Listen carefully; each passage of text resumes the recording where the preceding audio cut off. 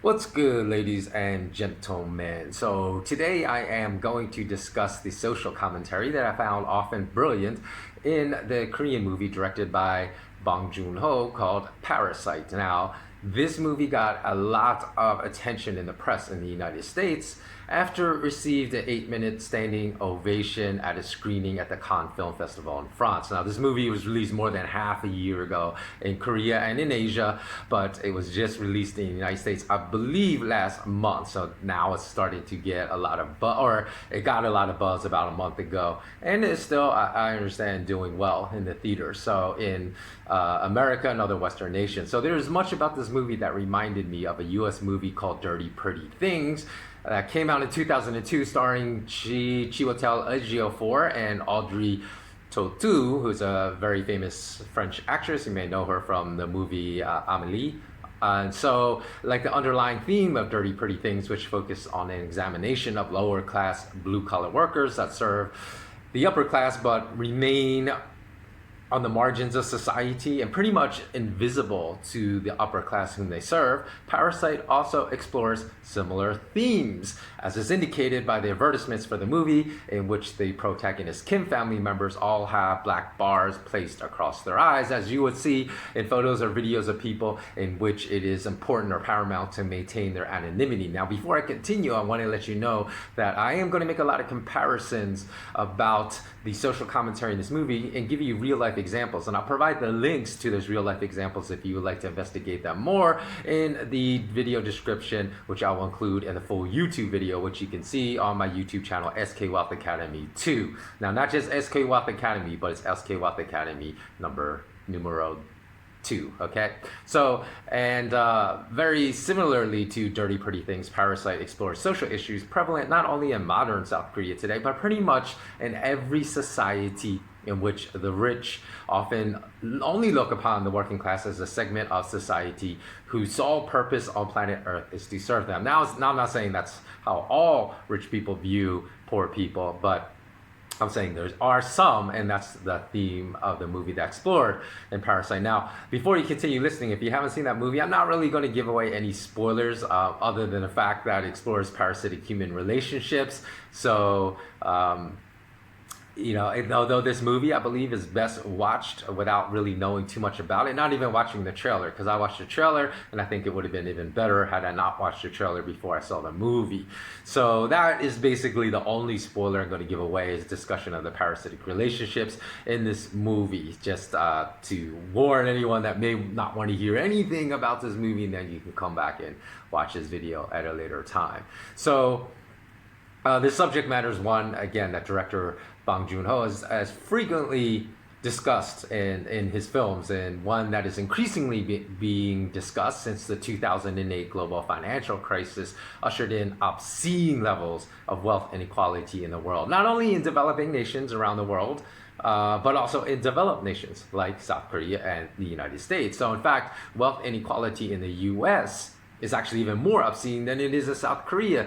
And so, in fact, it's so obscene now that to start the new year, well-known billionaire hedge fund manager Ray Dalio, who's known by everyone on Wall Street and who works in any financial-related industry in the United States, stated that if the broken banking, monetary, economic system in America is not fixed very soon, he said class warfare will bubble to the surface, in which chaos will ensue, and in his direct words, he said, quote, "We will kill each other," end quote. Now, a lot of people thought he was just being hyperbolic in saying that, or metaphorical, that we're not actually literally going to kill each other. But if you look at what's going on in developing nations, I think that that is a realistic possibility for anyone that truly understands why.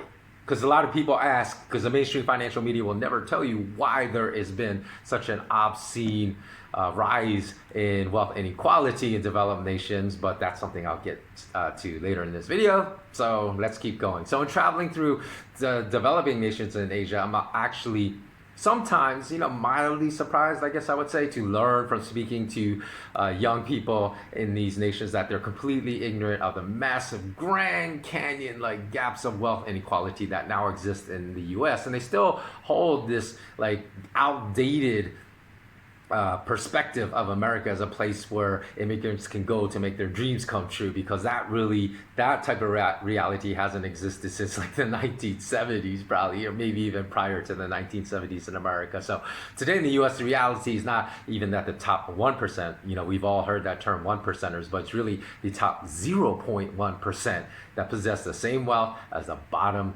90% or 298 million Americans. Now, let me repeat that to you just so that sinks in. The top 0.1%, so that's 0.1% of the wealthiest Americans in the nation right now own the same wealth as the bottom 90% or 298 million Americans. So you can't get a wealth inequality distribution pattern more obscene than that. So in Parasite, the main protagonist of the movie consists of the Kim family, a lower class family that lives in a basement apartment in Seoul at the bottom of the hills, and who form a parasitic relationship with the wealthy Park family who live on the top of the hills in Seoul. So in most nations, that's how it is, right? The rich live on the top hillside and the poor live at the bottom of the hills.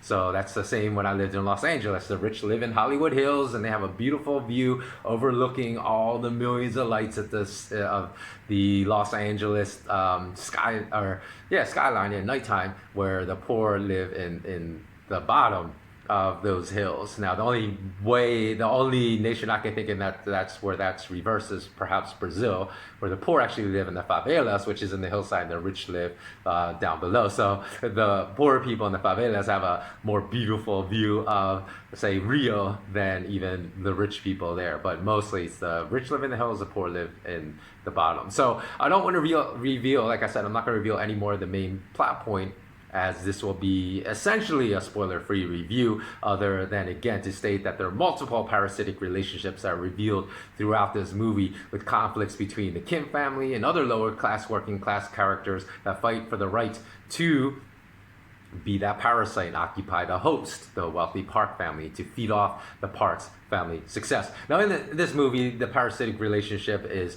a two-way street. The Park family is also, exploits the lower class, but it's more, in my opinion, it's more of, we see the parasitic relationship, I would say, between the poor lower class trying to take advantage of the richer upper class. And this to me is a fascinating perspective to explore a parasitic relationship in regard to socioeconomic interplay between different socioeconomic classes, as this movie was made in, after the 2008 global economic crisis, in which the wealthy banking class was infamously labeled by American journalist Matt Taibbi as, quote, a great vampire squid wrapped around the face of humanity, relentlessly jamming its blood funnel into anything that smells like money, end quote. And likewise, it was also described as the banking class was described as parasitic by American Catherine Austin Fitts, who was a former U.S. government cabinet member, the president of consulting firm Solari, and she described the upper class as tapeworms that burrowed into working class Americans, feeding off of them and eventually killing them. So tapeworms, I believe, were even a more apropos analogy than the giant vampire squid, jamming its blood funnel into the working class, as Matt Taibbi described it, because a tapeworm is a parasite that actually cleverly alters the cravings of a human being and makes a human being crave the specific foods and nutrients it needs to survive inside the host. So, and all the while actually killing the host. So in other words, the tapeworm induces its host to feed it the very nutrients it needs to stay alive. So that is an extremely efficient parasite. And often it remains hidden from the host's knowledge. The host doesn't even know that he had ingested a parasite, and the parasite is growing in his body, feeding off his body, or his or her body, depending upon if the host is a male or a female.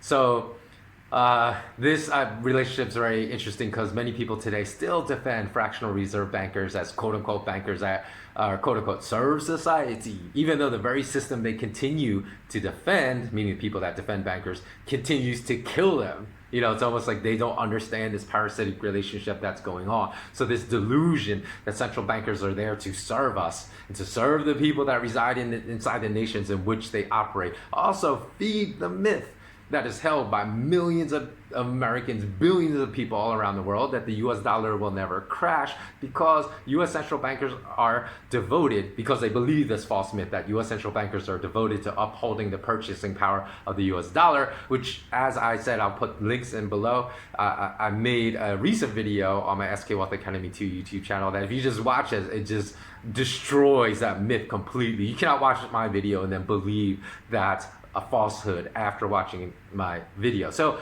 it's a general falsehood embraced by the majority of citizens about their central bankers in every nation in this world. And it is the number one reason that prevents all of us from making decisions best for our own self-preservation. And it steers us very sadly into behavior that ensures that the very people that perpetuate and increase our economic misery and struggles remain in power. That is how clever these parasitic relationships are. So until the majority of people in this world understand that the mission of the European Central Bank is to destroy the euro, the mission of the US central bankers is to destroy the dollar, the mission of the Bank of Japan bankers is to destroy the yen, and on and on and on, we will never be free from the type of destructive parasitic relationships that exist among different socioeconomic classes. So let's return to the film Parasite.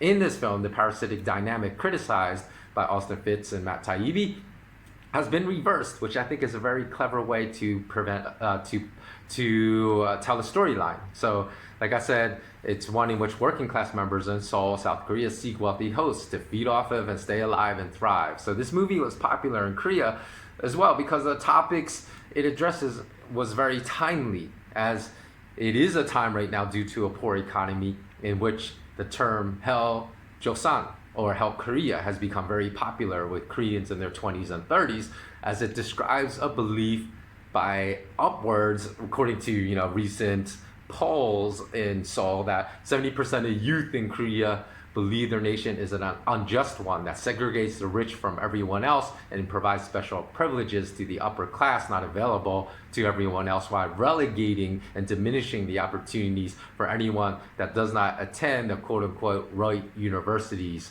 in Korea. So in addition, with a minimum wage of only about $6 an hour in South Korea, in which many university graduates may work very long hours, and also while still being underpaid and having a lack of economic opportunity, has led many younger Koreans to describe the economic system in Korea as broken, much as US billionaire Ray Dalio has described the US economic and banking system. So to add insult to injury, a few years ago, back in 2010, Korean President Lee Myung-bak launched a national campaign to make Korea, this was the meme of the campaign, a quote-unquote just society.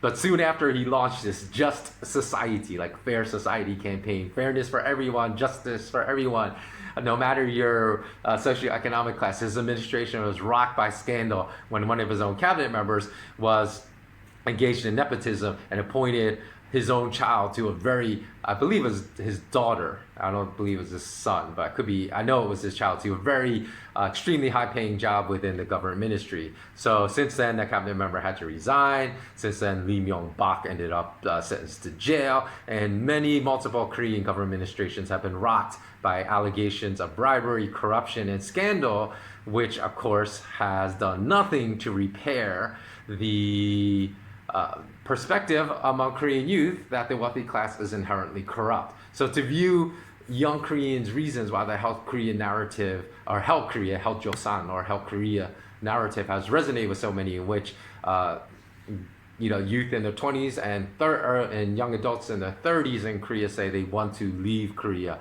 I also will provide a couple links in the video description below. 2 videos you can watch in which Koreans in Seoul are interviewed about this topic, and you can understand more why they feel that Korea is hell for them.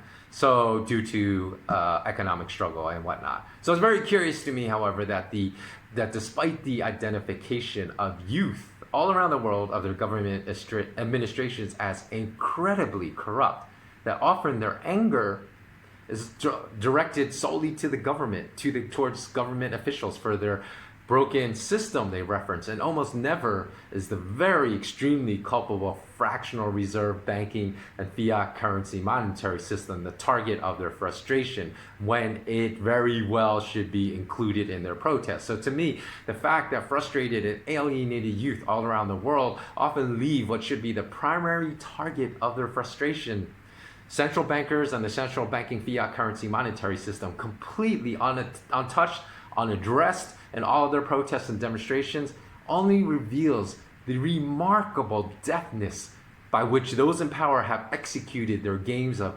disinformation in academia and in school classrooms, and also executed their games of distraction through like military theater operations, like what's going on now in the conflict of war. You know, in the past it was war between the U.S. and Syria and Russia, and now U.S. and Iran and whatnot. So those in power have been expertly diverted the attention of an increasingly restless and hopeless youth away from the real culprits that have robbed their financial future and robbed their dreams and hopes, and have been able to distract the youth and play them as pawns in the chess game to actually gain their support in a very parasitic relationship. So in the movie Parasite, the patriarch of the wealthy Park family repeatedly states throughout the film, and repeatedly mentions the repugnant smell of their servants, and even explicitly states that while his driver often approaches, he said, the driver often approaches the point of crossing the line, that the father, the Kim family, who's his driver, never crosses the line except for his repugnant smell.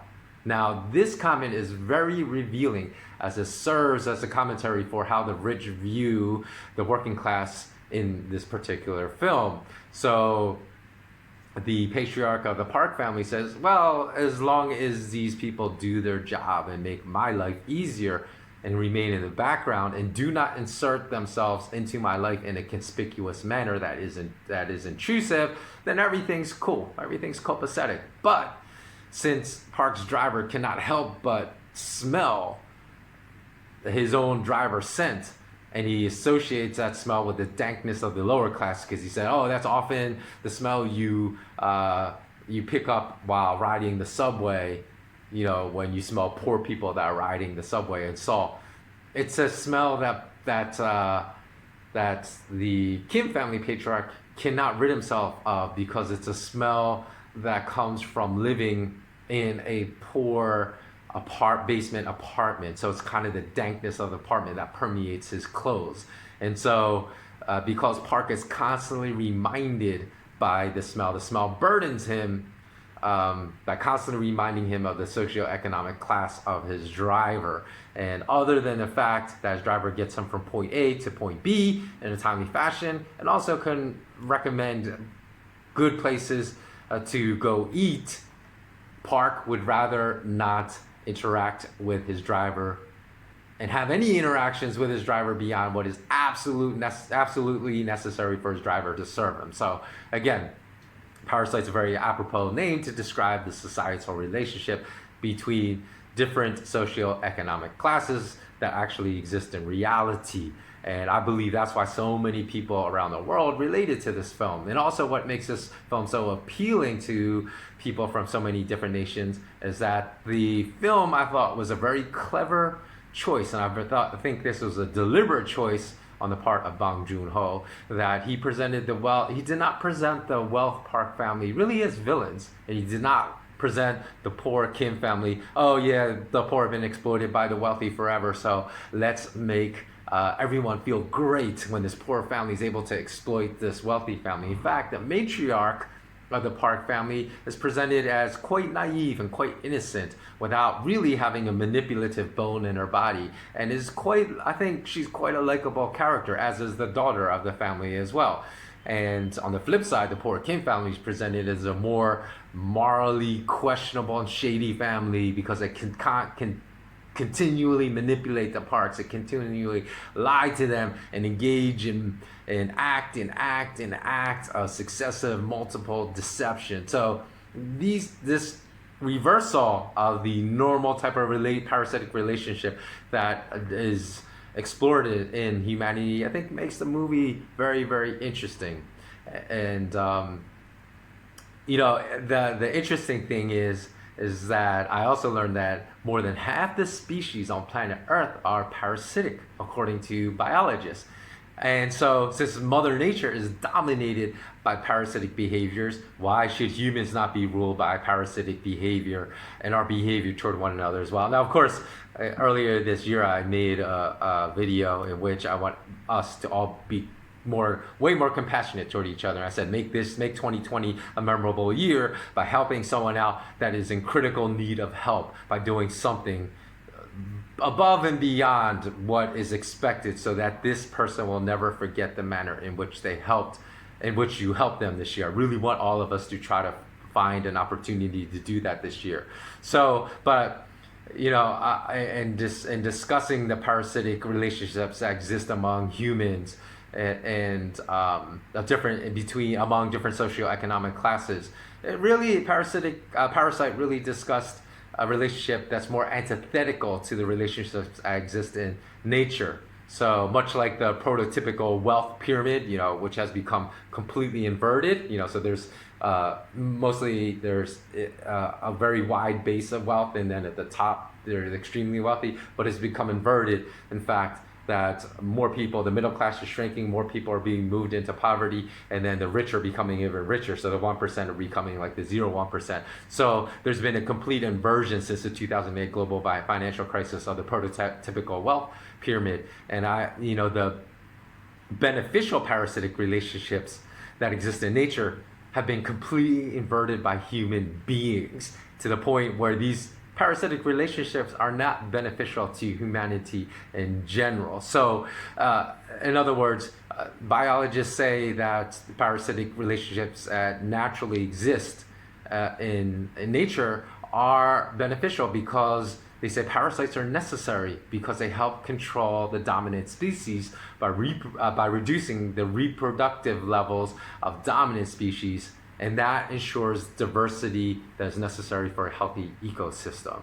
So instead of a weaker economic parasite controlling the reproductive capacities of the dominant species and ensuring economic diversity necessary to sustain a thriving and healthy economy, the stronger parasite of the global banking class has used the destructive fiat currency fractional reserve monetary system to transform all of us into the economic equivalent of Sisyphus, an economic slave relegated to rolling an economic boulder up a steep hill repeatedly for the duration of our lifetimes, only to almost reach the apex and pinnacle of the hill, and then watch the boulder slip all the way and roll to the bottom of the hill, whereby we have to walk all the way back to the bottom and try to roll that boulder back up to the hill. So in this manner, the ruling parasitic banking class ensures that a massive percentage of the global population only earns, and this is the truth, only earns $2.50 a day or less,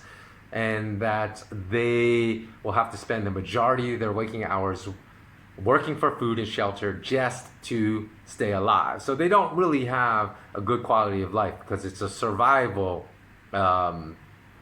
mode of life. They're just working to survive. And many of the poorest people in the world have to work multiple jobs just to survive, eventually draining the energy and the health of the majority of the world's population. Thus, the economically dominant species, the global banking class, has inverted. And I would actually say that is the, if you've heard of the military-industrial complex, I would really call this the military-industrial / banker / government politician machine. That's the economically dominant species. They've inverted the parasitic relationship in nature that's beneficial to ensure diversity, to ensure that they kill the economic mobility of the economically weaker species to wipe out all economic diversity. And this has resulted in a severely and rapidly shrinking middle class in nearly all developed nations on planet Earth. And in regards to the Hel Chosan narrative that has spread among Korean youth, they say most youth that have embraced this narrative or meme. They hate the word New York, and which means effort in Korean, because the wealthy class in Korea, they accuse the wealthy class of always stating, much like in America, that if you just work hard, you can pull yourself by your bootstraps. And the socio-economic class into which you're born is irrelevant, because this is a fair and just society. So anyone can move into our class of the obscenely wealthy if you just are willing to put in the right amount of effort. So in my upcoming 21 course online academy, SK Wealth Academy, I will explore which I am working really diligently now to release in the first quarter of this year. I will explain in great detail using real world examples why this concept, one, often forwarded by billionaires, because I remember there's a mining magnate in Australia that made the same false narrative that we all exist on a level playing field economically. This is patently untrue under a fractional reserve banking system that has built-in multiple advantages that allow the uber wealthy to increase their share of the wealth at the expense of every other citizen in that nation. I will explain in my courses why this is true beyond any reasonable doubt using real-world examples. So, as I explained above, in Korea, the 2010 presidential campaign of a quote-unquote just society only further fueled anger among Korean youth in this held Chosan narrative, because shortly after that happened, like I explained, there were all kind of incidents of corruption and bribery that existed among Korean presidents and cabinet members. So one can say that similar movements are forming all over the world, as well as many youth are becoming gravely and seriously disenchanted with the concept of a fair justice system, especially given that pedophile child sex trafficker Jeffrey Epstein and Ghislaine Maxwell's close connections to the very to that uber wealthy class, because Jeffrey Epstein had this black book in which numerous members of royal families, of bankers, global bankers, Wall Street members, and the wealthiest members of society were linked to his Lolita Express that went to his pedophile island.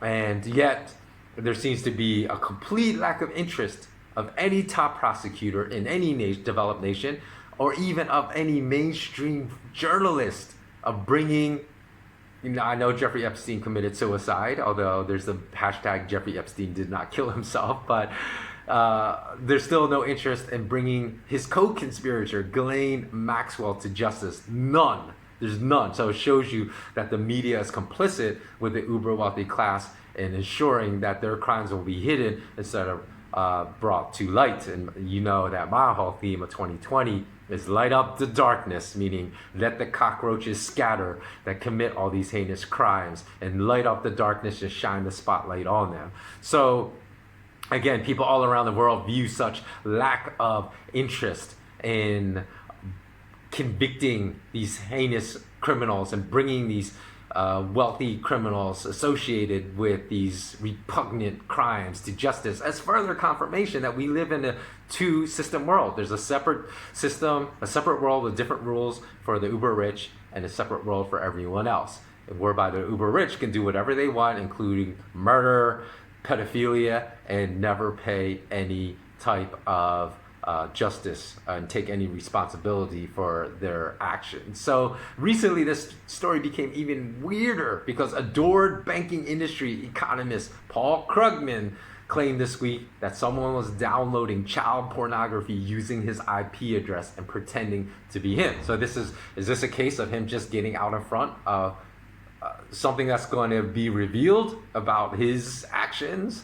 I mean, I don't know. So it just seems very weird that he would say this rather than, nobody would know if this were not true. And he said, is taking steps to see who is trying to pretend to be him and is using his IP address to download child pornography. Wouldn't you take care of this situation quietly if this were really not true?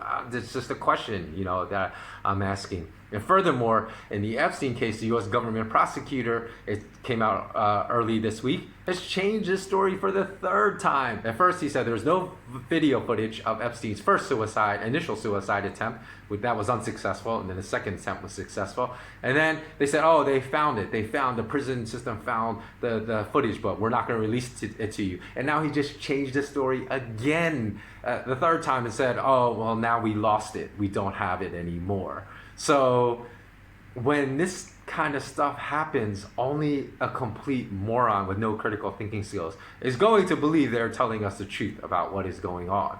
So, and of course, during Jeffrey Epstein's actual suicide, they said all the cameras in his cell stopped working during the very moment he committed suicide. So even the cameras at banks, when bankers murder someone and then pass it off as suicide, still work, as was the famous case with Italy's oldest bank, Monte dei Paschi di Siena, in which banker David Rossi, they said, committed suicide because he had a lot of dirt on the top executives of that bank.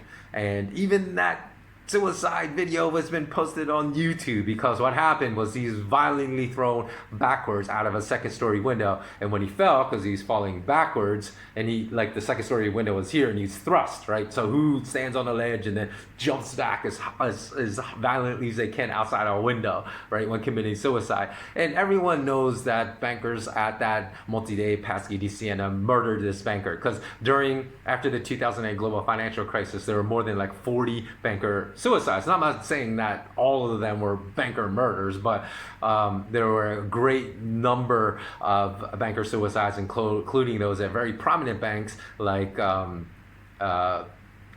Morgan Bank and Deutsche Bank, that were very, very questionable, right? Including David Rossi's alleged quote-unquote suicide. So, of course, some of them probably were suicides, but probably a lot of them were also murders for what they knew, to keep the moral cesspool of information that triggered the 2008 global financial crisis silent and unknown to us, the public. So if you really want to learn about the true origins of the Hong Kong protests too, one of the most massively important foundations never discussed in mainstream media of that protest was extreme dissatisfaction among youth with the existing wealth inequality in Hong Kong. How come they never speak about that? They always say, oh, it's just about freedom. But there was extreme dissatisfaction and alienation in youth about the rapidly growing wealth inequality in Hong Kong that really triggered those protests. That in Hong Kong, a lot of people don't even know this, because all they focus on, oh, it's just about freedom, is that Hong Kong is by far the most expensive city as far as housing in the entire world. It's even far more expensive than Sydney. So again, when I looked at, when I saw that movie Parasite, I thought, again, to reverse the dominant parasitic relationship that exists in humanity of rich exploiting the poor,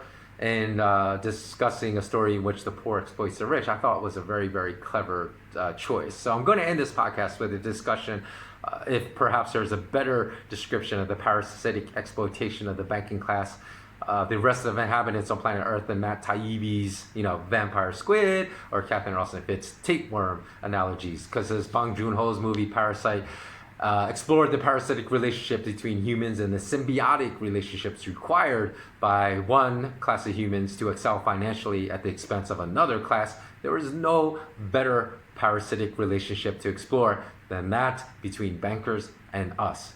So there are many different categories actually that describe parasites in human nature. Ectoparasites, they live on the surface of a host they infect. So examples of ectoparasites are like fleas and ticks. They're endoparasites that burrow inside and feed off a host body. And examples are hookworms, which were very prevalent in the South in the United States of America for a long time, for many decades, before it was discovered that so many Southerners were infected with hookworms. And also tapeworms, as I discussed before, are examples of endoparasites. There are obligate parasites, which cannot complete its life cycle without burrowing its way inside a host, while there are facultative parasites, which do not require a host to complete their life cycle. So in describing societal relationships among income classes, the relationship between the obscenely wealthy and every other class is one, I believe, in which the obscenely wealthy are facultative parasites, simply because they require parasitic banking and economic system that enables them to transfer the majority of money earned by the working labor class and all the other socioeconomic classes below them to themselves. So since the wealth is sucked from the socioeconomic classes that exist below them, their life cycle would not be able to be completed unless they infected billions of other hosts who are the members of the working class. So, and curiously enough, parasites adopt 6 different strategies to complete their mission of infection.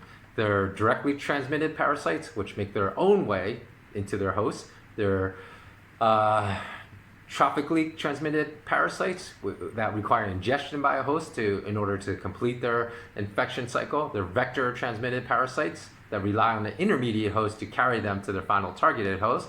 And as an example, some parasites embed themselves in mosquitoes and then enter the bloodstream of mammals when mosquitoes bite a mammal. They're parasitic castrators that either partly or fully inhibit their infected host's reproductive ability and the ability of their host to live.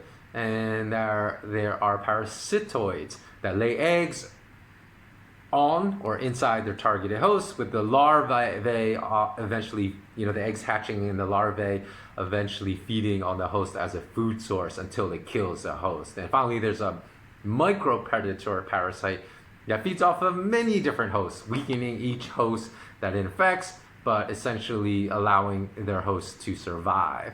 So, as former U.S. government cabinet member Catherine Austin Fitts stated, the banking class are endoparasites, like tapeworms, because in addition to draining our savings accounts through an immoral banking fractional reserve system that promotes wealth inequality, instead of trying to solve it, and that silently taxes us through an inequitable tax called inflation, they also additionally have unfortunately affected most of the minds of people on planet Earth through centuries of disinformation spread in academic textbooks and classrooms. And they're also obligate parasites because they really do not perform any labor of value for society, but merely rely on building their wealth by transferring the fruits of everyone else's labor to themselves. So they really do suck out money earned by productive members of society as unproductive members of society. So I understand why Matt Taibbi called them a giant vampire squid. But recall that one of their own, former central bank chairman Paul Volcker, was at the time the most powerful banker in the entire world, stated after the 2008 global financial crisis that bankers had contributed nothing positive to society. This is one of the most powerful bankers in the world. He stated at the time, bankers have contributed nothing positive to society in decades, other than the ATM machine, because that allowed us to withdraw our money, save time by not having to go to the bank to take out our money. And they said he also mentioned having a discussion with a Nobel Prize winning economist that wouldn't be surprised if the identity of that Nobel Prize winning economist was Paul Krugman. He said that he laughed when he said all bankers do is move money around, which is really a euphemism for something I've already explained. It's the much starker, darker, unspoken truth that the banking industry serves as a conduit to enable the perpetual sucking out of money from the lower classes to the upper classes. So that's what he speaks of when they laugh and say, hey, bankers just move money around the economy, but it's not as innocent as that. They're transferring money, sucking money from all the socioeconomic classes below them to themselves. So they're vector transmitted parasites because they rely on their ownership of mainstream major media distribution channels and also their funding of academia in their nations throughout the entire world to dumb us down to the point where we don't understand their parasitic relationship with us. And they are parasitoids because of massive wealth inequality they create will eventually cause massive global starvation, a topic that I also wrote many years ago, and I'll put the link to that article below. So that about wraps up this podcast. As always, please do comment and like below. Again, since I make no money off this video because YouTube has demonetized and shadow banned my YouTube channels, I want to give great thanks to my patrons that continue to support me. If you want to become a patron, please do go visit patreon.com/skwealthacademy. You can subscribe to my free newsletter at malamalama.com/WordPress. And please do comment and like below, because that will also help this video get more attention if you would like to spread this message to others, or help me spread this message to others. Okay, thanks a lot, and as always, remain intensely curious, and have a very blessed evening and day and an entire year. Take care.